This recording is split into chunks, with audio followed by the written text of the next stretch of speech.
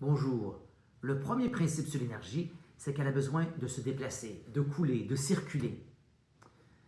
Quand on arrête ce flot d'énergie dans son corps, on crée comme un bouchon de circulation sur son autoroute énergétique. Et ça va nécessairement réduire la quantité d'énergie disponible pour tout autre usage. Et ces blocages vont aussi réduire votre gamme d'expression et tuer votre charisme.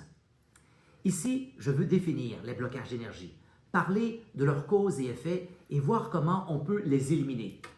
Vous êtes prêts? Alors plongeons. Donc, c'est quoi un blocage d'énergie? Un blocage, c'est une contraction d'énergie, tout simplement. Et cette contraction, c'est vraiment un effort actif. Et c'est pourquoi ça consomme tant d'énergie. Mais cet effort n'est pas conscient. Vous avez oublié que cette partie de vous est contractée ou est en train de se contracter.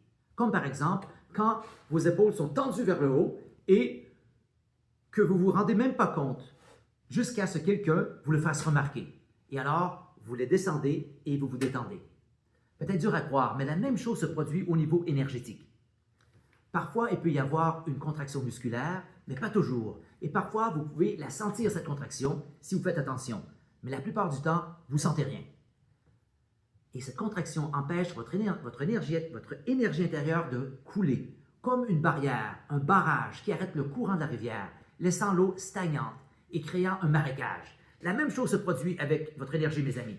Elle reste coincée à l'endroit où vous vous crispez, qui peut couvrir une grande zone ou une plus petite, mais qui affecte toute l'énergie autour.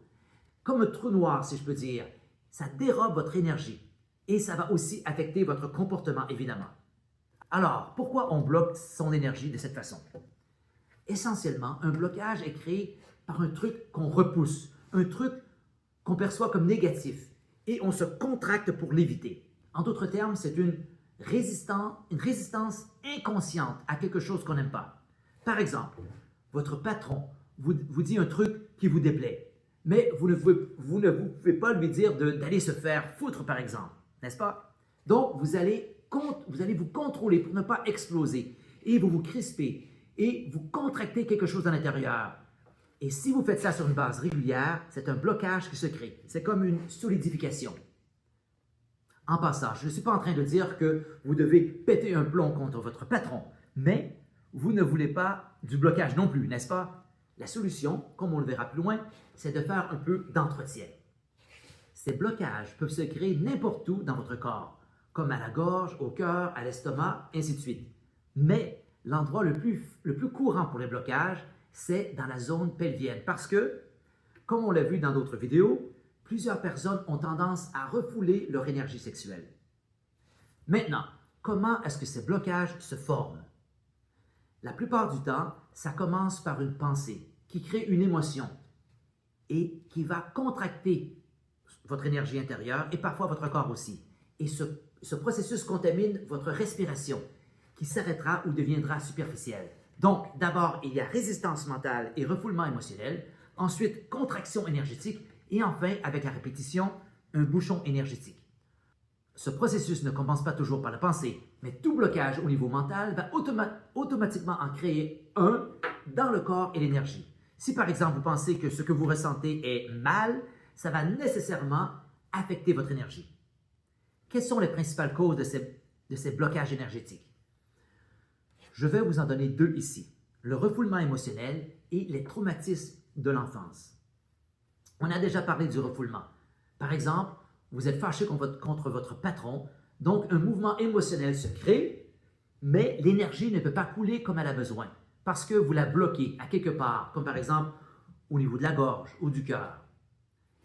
Et ce que j'appelle traumatisme de l'enfance implique le même procédé, mais ça s'est produit quand vous étiez enfant.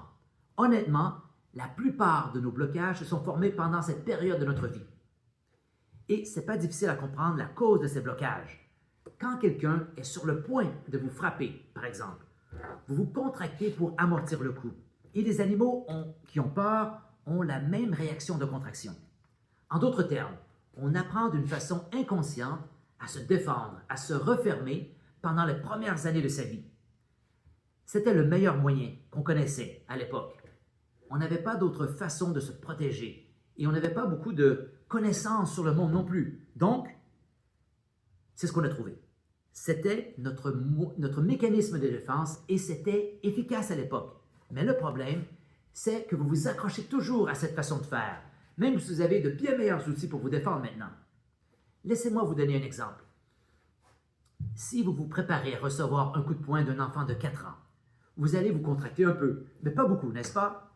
Mais si vous vous attendez à recevoir un coup de poing de Mike Tyson, vous aurez une contraction beaucoup plus forte à l'intérieur, n'est-ce pas?